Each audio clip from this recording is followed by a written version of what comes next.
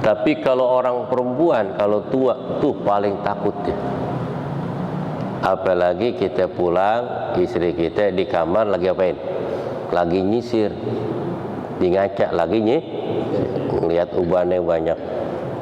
Kita datang, kemudian kita tanya, ya Allah, istri saya udah tua banget, ubannya banyak. Marah banget itu dia. Marah banget itu. Marah banget. Jangan bilang gitu, Ustaz Naidi. Marah dia. Ya Pak Agus, Pak Kantipmas. Jangan, perempuan itu paling marah dikatakan tua. Kalau dibilang tua, takut ditinggal ame suaminya.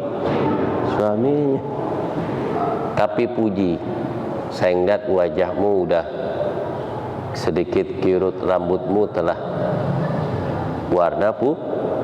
Walaupun bagaimanapun aku tercinta dan sayang kepada kamu.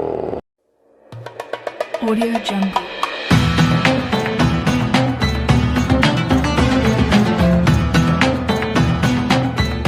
Yadaiha wa rijlaina bil hina, dan disunnahkan bagi seorang perempuan untuk memakai pacar kaki dan tangannya kalau memang suaminya suka. Ini biasa orang-orang Arab nih, kalau umpama pengantin itu memakai hana, memakai pacar, kemudian hina atau hana pacar itu pakai apa itu namanya? Tulis. Kayak ditulis tuh. Ya main? Dibatikin.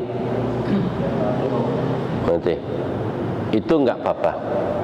Itu namanya keindahan. Karena itu bisa masuk yang namanya air ke pori-pori. Itu bukan tato. Itu disunnahkan. Biasanya perempuan-perempuan Arab yang akan melaksanakan nikah. Kalau orang kita mah jarang memakai hana. Ya? Jarang. Paling orang kita pakai gelang ya. Sunnah, hanya sunnah saja. Wa yakrahul qaja'un, dan makruh ketika mencukur itu dengan koja'. Apa koja'? Cukur bagian bawahnya saja tapi tengahnya masih gondrong dan diikat tuh kepalanya. Itu adalah orang-orang Mongol ataupun orang-orang tentara Romawi zaman dulu. Mereka mencukur apa? Bagian bamping aja nih dicukur sini, sampai bawah. Tapi atasnya masih panjang dan diikat. Itu ciri pasukan Romawi ketika itu. Nabi melarang umatnya untuk memotong rambutnya cepak dengan samping saja, kemudian atasnya tidak dipotong, makruh. Wa nat'u bisyaibi, kemudian makruh untuk mencabut uban. Mencabut uban hukumnya makruh. Yang punya ubanan biarin aja dah, karena itu adalah cahaya nur. Itu adalah cahaya. Di dalam hadis Abi Hurairah radhiyallahu ta'ala qala anna Rasulullah sallallahu alaihi wasallam qala la tanaffu shayba baina nuru yaumil qiyamah. Janganlah kamu mencabut uban, sungguhnya uban itu akan menjadi cahaya nanti pada hari kiamat. Kalau orang yang soleh, orang yang rajin ibadah, itu tumbuh ubannya beda, bukan kumel, tapi ada cahaya terang. Tuh ciri orang yang baik, orang-orang yang soleh. Tapi tergantung kita dah, apakah dia mengamalkan sunnah ataupun tidak. Tergantung diri kita. Ada orang yang miara uban, ya, ada yang malu miara uban. Karena manusia itu nggak mau dirinya dipanggil tua. Tuh paling takut. Kalau orang laki tua mah nggak jadi masalah, ya nggak? Karena nggak ada yang dikhawatirin. Tapi kalau orang perempuan kalau tua tuh paling takut ya. Apalagi kita pulang, istri kita di kamar lagi apain? Lagi nyisir, di ngaca lagi ngelihat ubannya banyak. Kita datang, kemudian kita tanya, ya Allah, istri saya udah tua banget, ubannya banyak. Marah banget itu. Marah banget itu. Marah banget. Jangan bilang gitu, Ustaz Naidi. Marah dia. Ya Pak Agus, Pak Kantipmas. Jangan, perempuan itu paling marah dikatakan tua. Kalau dibilang tua, takut ditinggal ame suaminya. Tapi puji, saya ngeliat wajahmu udah sedikit kirut, rambutmu telah warna putih. Walaupun bagaimanapun aku tercinta dan sayang kepada kamu. Alhamdulillah.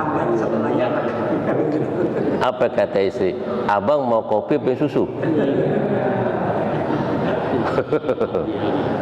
Atau beli nasi goreng pecel lele? Gitu.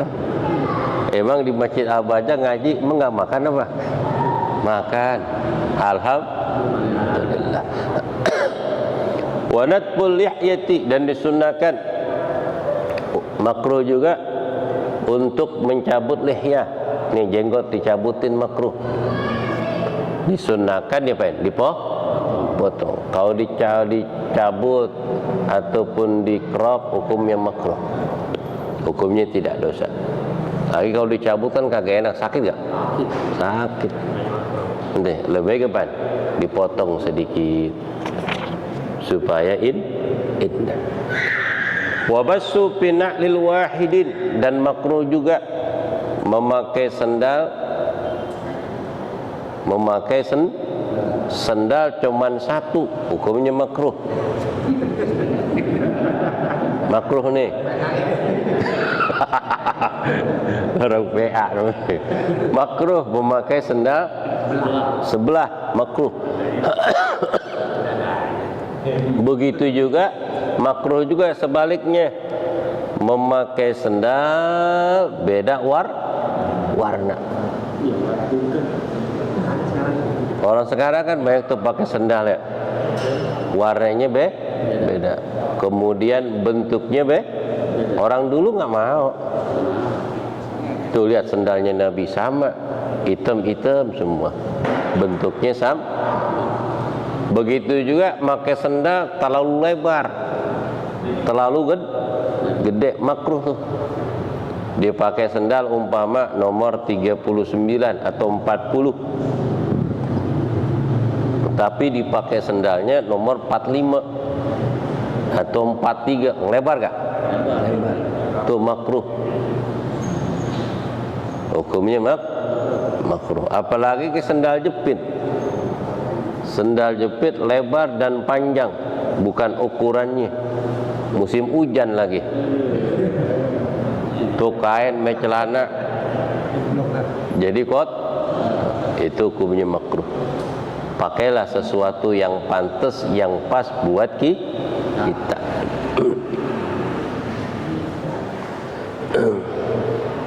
Wan ni'alu qa'iman, makruh juga ketika memakai sendal itu dalam keadaan berdiri atau memakai sepatu. Memakai sepatu dalam keadaan berdiri hukumnya makruh. Makanya kalau pakai sepatu Pak, harus duduk. Pakai sepatu, pakai apa? Kaos kaki sunnah dalam keadaan duduk. Jangan berdiri. Berdiri makruh. Takutnya dia jatuh. Paling enak dalam keadaan duduk memakai sepatu. Termasuk juga ketika baulu qa'iman, kencing dalam keadaan berdiri, itu hukumnya makruh. Sekarang kan udah modern nih kan, hampir semua di perhotelan ataupun di gedung ataupun di masjid musola, kencingnya berdiri. Kalau memang kencingnya harus berdiri, nih kencing harus berdiri. Sama seperti orang yang sedang apa? Sedang minum, makan dan minum berdiri, hukumnya makruh. Gimana cara untuk menghilangkan kemakruhan? Itu jari-jari kakinya ditekuk sedikit, ditekuk sedikit ketika dia kencing atau makan dan minum berdiri. Apalagi kalau kondangan di gedung ya, pasti berdiri kan? Boleh lagi ini nih. Nih, ketika dia kencing ataupun makan dalam keadaan berdiri, nanti di sunnah ini kakinya diapain? Jari-jarinya diangkat. Diapain? Jari-jarinya diangkat. Jangan begini, gitu. Sunnah jari-jarinya diangkat ketika makan dan minum.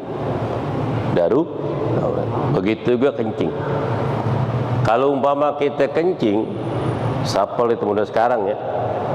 Kalau kita kencing, ketika kita kencing itu setelah keluar itu air sendinya, jangan langsung dibersihkan. Tunggu berapa detik sambil ditekan sedikit sambil dehem supaya apa? Air sendi yang ada di ujung batang kemaluan itu betul-betul hilang, betul-betul tiris.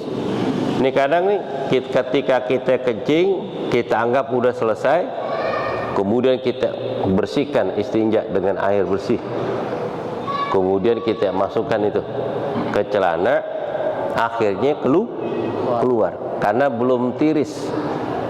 Sunnah untuk diurut ini batang kemaluannya dengan tangan kiri, tangan kanannya megang yang dikeroban dengan telunjuk yang kiri. Begitu juga ketika makan nih. Ketika makan apa atau minum dalam keadaan berdiri, ini kakinya nih Pak, diangkat jari-jarinya. Sunnah jari-jarinya diangkat. Dan sunnah ketika sedang minum, nih sunnah ketika Nabi minum itu ambil air, kemudian Nabi duduk begini, nih ya, sunnah ya. Waduh kamera nih sibuk nih Pak Haji.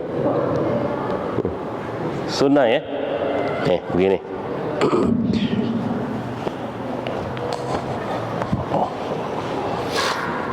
Jadi Nabi kalau minum gini nih, umpama ngambil air, ambil air nih, ambil air, kemudian begitu.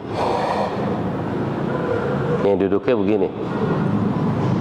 Ketika di perjalanan kan Nabi aus tuh, kan nggak ada bangku, kagak ada bangku, maka Nabi minumnya seperti ini. Dengkulnya diapain? Diri bawah, yang atau berdiri, yang atau nyentuh kemudian apaan? Tumit yang sebelah kiri dijadikan tempat dudukan.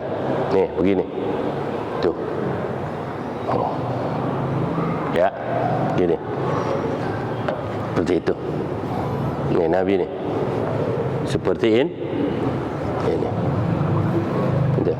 Duduk begitu. Nih cara minumnya, nah saya praktekin ya. Iya. Oh. Segar itu. Kalau kita kan kalau ada bangku kan atau karpet begini kak, enak itu. Karena di rumah, kalau di jalan atau di gedung kan tidak ada bang. Cara duduknya seperti itu.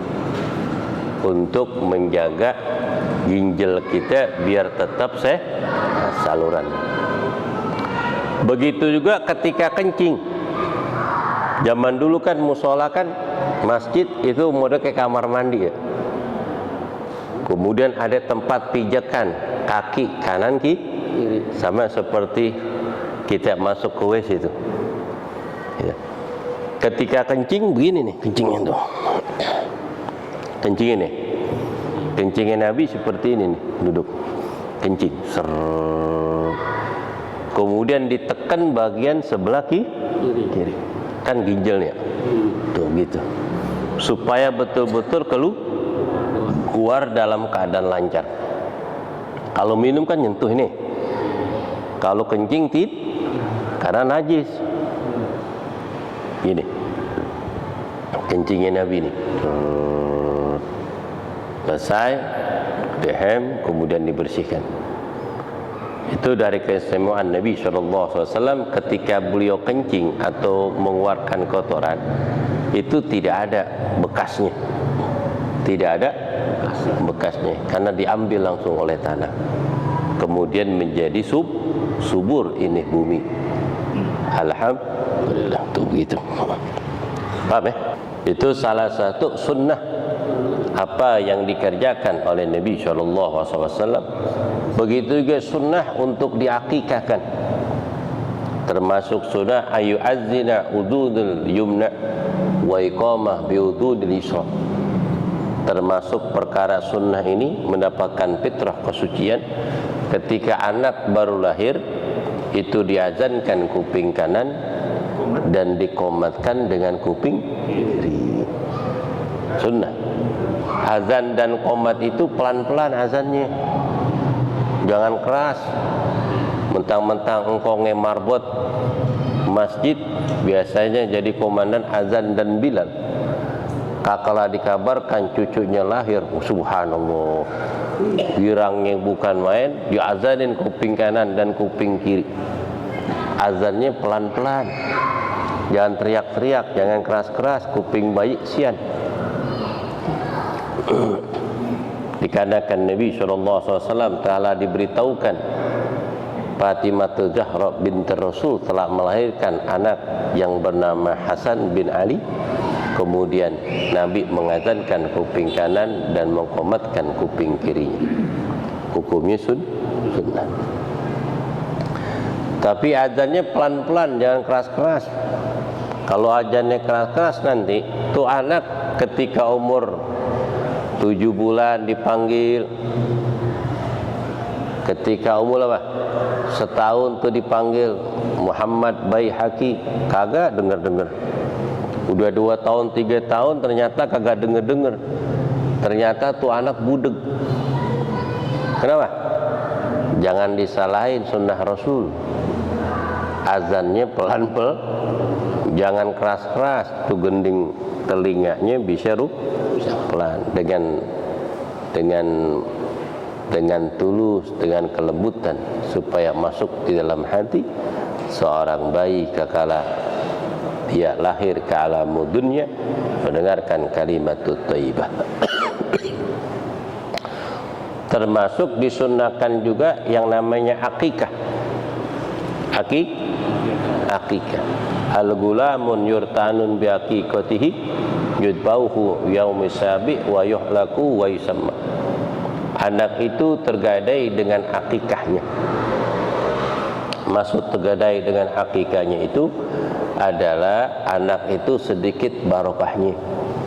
Andai kata orang tuanya telah diberikan rezeki oleh Allah Subhanahu wa taala dan salam, akikah itu udah ada pada zaman jahiliyah.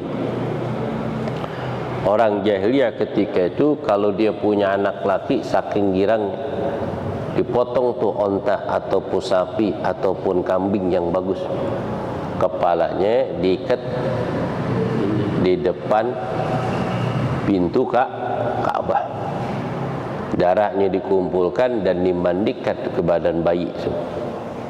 Dagingnya dibagikan dalam keadaan mentah kepada orang duafa sekitar kota Mekah. Tak kala datang ajaran Islam, ajaran-ajaran akikah seperti ini adat zaman jahiliyah ketika itu tidak dibuang oleh Islam, tapi dijaga. Bagaimana caranya? biar mendapatkan pahala menurut ajaran Islam. Itu kepalanya jangan dibuang, kepala kambing dibelah jadi dua, bikin sop jadi marak, bakal jamaah untuk dimakan. Sedangkan darah hukumnya najis, wajib dibuang itu darahnya, karena darah hukumnya najis. Kemudian diganti dengan wangi-wangian, kemudian dimandikan dengan air kembang, supaya harum dan wangi perjalanan anak kita di masa yang akan datang. Dagingnya dibagikan dalam keadaan matang untuk membedakan antara daging akikah dengan daging kurban. Kalau daging kurban dibagiin dalam keadaan mentah, sedangkan akikah dalam keadaan matang. Tidak boleh orang mengadakan akikah sekaligus acara walimatul hitan. Tidak boleh. Orang motong kambing dua, kemudian bikin walimatul hitan, dagingnya itu ditaruh di meja prasmanan, hukumnya nggak boleh. Hukumnya kagak. Kenapa? Daging akikah itu dibagikan cuma-cuma. Beda kalau acara tasyakuran, acara malam nih, acara tasyakuran, bikin yasinan, tahlilan, kemudian dagingnya dibagiin jamaah, itu nggak apa-apa. Yang kagak boleh kenapa? Akikahnya itu dagingnya ditaruh di meja prasmanan, diundang orang, itu secara tidak langsung dijual itu. Betul gak? Orang ini nggak mau tekor, bener gak? Bakal tambahan meja prasmanan. Kalau orang diundang meja prasmanan pakai kundangan, keret masukin duit kotak atau masukin, itu nggak boleh, nggak sah hukumnya. Ya, Al-Fatihah.